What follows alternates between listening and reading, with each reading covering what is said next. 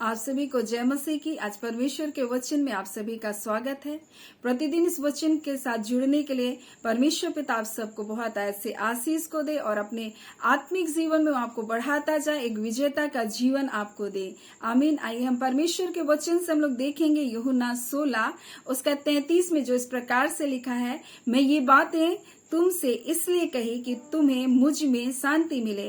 संसार में तुम्हें क्लेश होता है, परंतु ढाढ़स बांधो, मैंने संसार को जीत लिया है।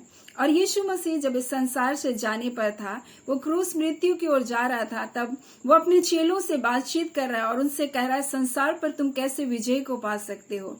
और इस संसार में जब हम रहते, हर एक लोग एक विजेता का जीवन को जीना चाहता है, कोई भी हारा हुआ जीवन को नहीं जीना चाहता, परंतु वो अपने परिश्रम को करते करते कहीं ना कहीं एक हारा हुआ जीवन को महसूस करने लगता है। उसको लगता है कि जब मैं सब कुछ पा रहा हूँ, फिर भी मैं अपने अंदर एक खालीपन को, एक सुनसान जीवन को मैं क्यों जी रहा हूँ, क्यों मैं अशांति में अपने जीवन को जी रहा हूँ। इसलिए यीशु मसीह आज बता रहा है कि हम कैसे इन बातों के ऊपर जय पा सकते हैं, संसार के ऊपर हम कैसे जय को पा सकते हैं। यीशु मसीह बोल रहा है, मैं ये बातें तुमसे इसलिए कही कि तुम्हें मुझ में शांति मिले। यानी हमें यीशु मसीह में ही शांति मिल सकती है, संसार में हमें शांति नहीं मिल सकती, क्योंकि लिखा है संसार में तुम्हें क्लेश होता है। संसार में ऐसा क्या है जो हमें क्लेश मिलता है, संसार में ऐसी क्या बातें पाई जाती है जो हमको क्लेश को देती है। और इसलिए हम उसको पहला यूहन्ना उसका 2 अध्याय उसका 16 में इस प्रकार से लिखा है, जो कुछ संसार में है, यानी जो कुछ संसार में है, अर्थात शरीर की अभिलाषा, आंखों की अभिलाषा, जीविका का घमंड, वह पिता की ओर से नहीं है, बोल रहा है, वो संसार की ओर से है। और लिखा है कि संसार और उसकी अभिलाषाएं दोनों मिटती जाती है, परंतु जो परमेश्वर की इच्छा पर चलता है वो सर्वदा बना रहता है।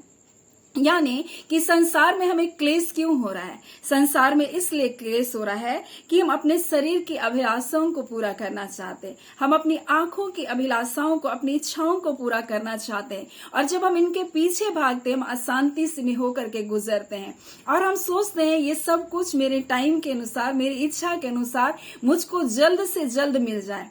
और इसलिए हम अपने जीवन में क्या करते, जब हम उसे नहीं पाते तो हम हारा हुआ अपने आप को महसूस करते हैं। हम सोचते हैं कि ये बातें, ये जो मेरी आवश्यकता है, यही मेरा जीवन है। लेकिन संसार की बातें आपका जीवन नहीं, क्योंकि वो बातें क्षणिक हैं। और यही बोल रहा है, संसार और उसकी जो अभिलाषा है वो मिटती जाती है। यानी कि जो बातें आज आप कुछ सामान या कोई वस्तु आप घर में खरीद करके लाते हैं, वो आपको कितना देर खुशी दे सकता है, कितना देर वो आपको आनंद दे सकता है। आप एक बहुत बड़ी गाड़ी खरीद कर ला सकते हैं, आप उसे घर के सामने खड़ा करके रख सकते हैं, आप कितने महीने, कितने साल उसको देखकर खुश हो सकते हैं। धीरे धीरे वो क्या है, पुराना हो जाएगा और एक दिन वो क्या है, वो जो आपकी अभिलाषाएं थी, वो जो अभिलाषाएं आपकी पूरी हो गई, उसके बाद वो क्या है, वो मिटता जाता है, वो खत्म होने वाली चीज है, वो तो हमेशा बना नहीं रहेगा। इसलिए परमेश्वर का वचन कहता है, संसार और उसकी अभिलाषाएं दोनों मिटते जाते हैं, पर जो परमेश्वर की इच्छा पर चलता है, जो परमेश्वर की मर्जी के अनुसार चलता है, वो सर्वदा बना रहेगा।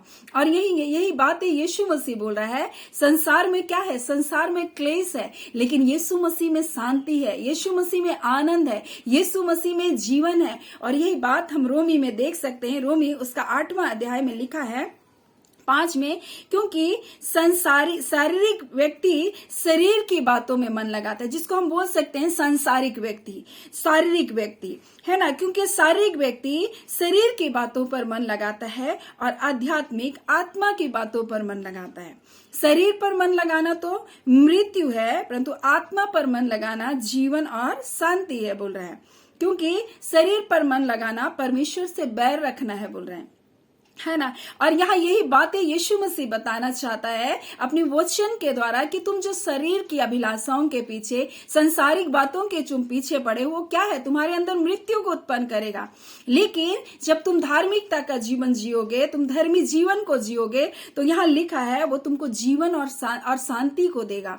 और यीशु मसीह यही बातों को बोल रहा है कि मुझ में तुम्हें क्या मिले, शांति मिले, बोल रहा है। यानी हमको संसार में शांति नहीं मिल सकता, संसार में तो क्लेश है, और संसार की अभिलाषाएं क्या है, वो मिटती जाती है, वो कभी भी आपके जीवन में स्थायी नहीं है। लेकिन जो परमेश्वर पर मन लगाता है, परमेश्वर की इच्छा पर चलता है, वो सदैव बना रहेगा करके बोल रहा है। इसलिए तुम ढाढ़स बांधो, मैंने संसार को क्या कर लिया, जीत लिया है बोल रहा है। यानी कि जब हम प्रभु पर विश्वास करते हैं, यीशु पर विश्वास करते हैं, उसकी इच्छा के अनुसार जब हम चलते हैं, हमारे अंदर अद्भुत शांति होता है। चाहे वो बातें, जो संसार की बातें हमारे लिए हो रही है या नहीं हो रही है, लेकिन वो हमें अद्भुत शांति को देता है। और यही शांति है जो शैतान ने जो हमारे काम को बिगाड़ कर रखा है। यीशु मसीह कहता है, और शांति का परमेश्वर आप ही तुम्हारे पांव से शत्रु के सिर को शीघ्र ही कुचलवा देगा। वो देर नहीं करेगा। लेकिन हम संसार की वस्तुओं को, संसार की अभिलाषाओं को पीछे जब हम भागते हैं,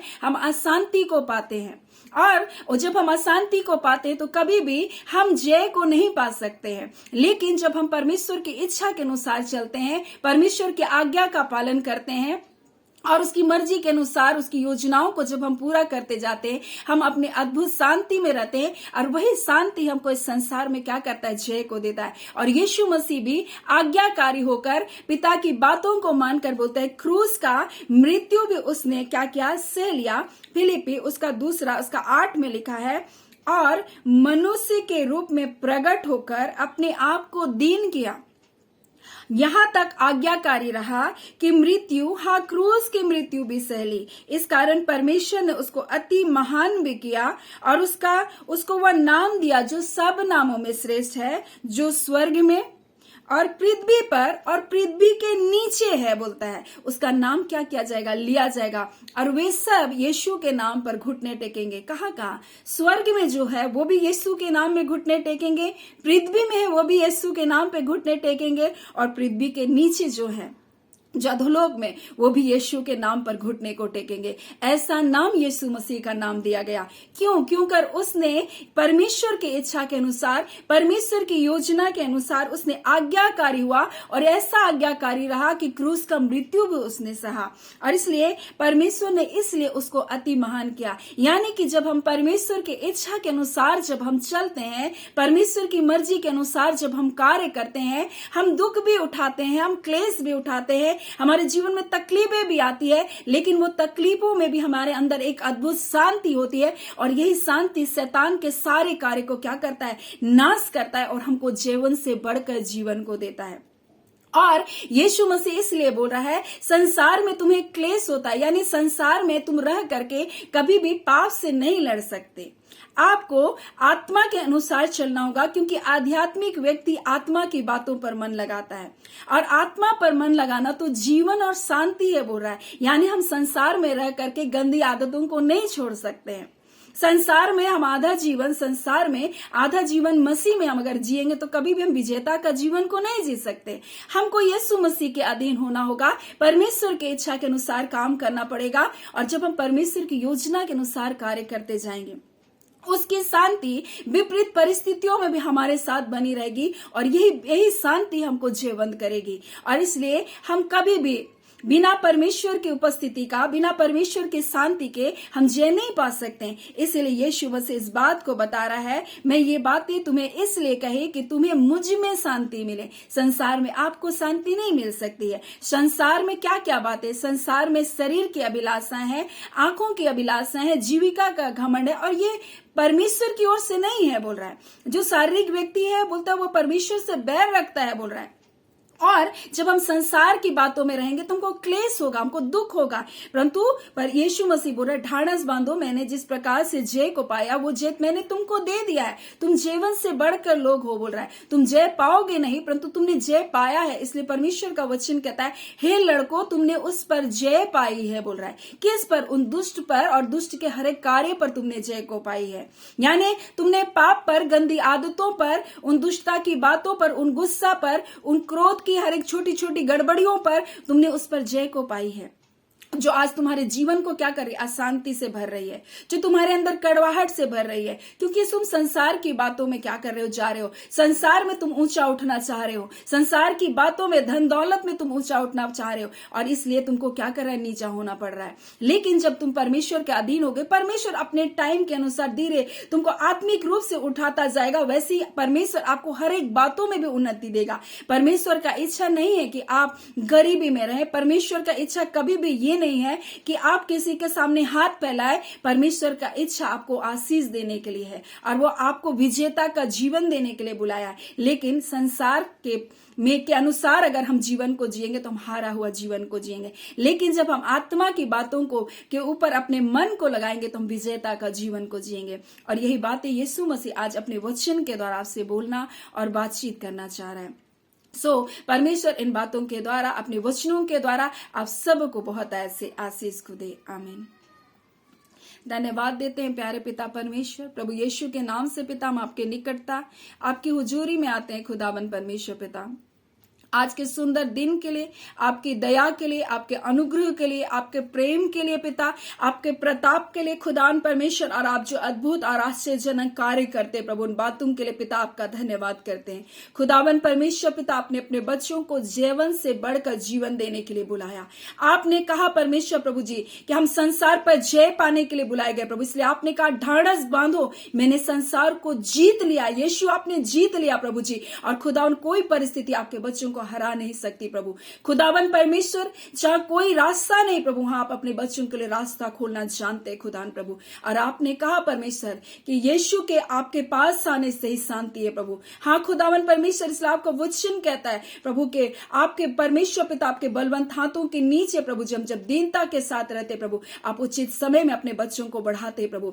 हाँ खुदावन, आप एक बड़ी जय को प्रभु अपने बच्चों को आज के वचन के द्वारा दे रहे प्रभु, आपका धन्यवाद। खुदावन परमेश्वर, जितने निराश हैं, हताश हैं, तमाम बंधन बंधुआई की आत्मा यीशु के नाम से टूट करके बिखरने पाए, इनके जिंदगियों से हटाए जाए प्रभु। शैतान के सारे जुए, शैतान के सारे बंधन टूटने पाए प्रभु जी। हम यीशु के नाम से सारी जंजीरों को जिनको जकड़ करके रखा है प्रभु, हम टुकड़े टुकड़े करते। खुदावन परमेश्वर, हम प्रार्थना करते प्रभु, जो शत्रु ने इनके मार्गों को उबड़ खाबड़ कर दिया प्रभु, आज यीशु के नाम से प्रभु जी आप इनके लिए सीधा मार्ग को निकालिए खुदान प्रभु जी। ऐ खुदावन परमेश्वर, आपने बहुत अद्भुत आश्चर्यजनक कार्य किया प्रभु, आपने तब किया प्रभु जी, आप आज भी करेंगे प्रभु अपने बच्चों के लिए पिता। आप आश्चर्यजनक कार्य को करने जा रहे पिता, आपका धन्यवाद करते खुदावन परमेश्वर। इन वचनों के द्वारा आप अपने बच्चों को जय दिए पिता, छुटकारे को दिए पिता, आपका धन्यवाद करते। प्रार्थना हम यीशु के नाम से मांगते हैं, दया सुने अनुग्रह से ग्रहण कर लीजिएगा। आमीन। परमेश्वर पिता आप सबको बहुत ऐसे आशीष को दे। आमीन।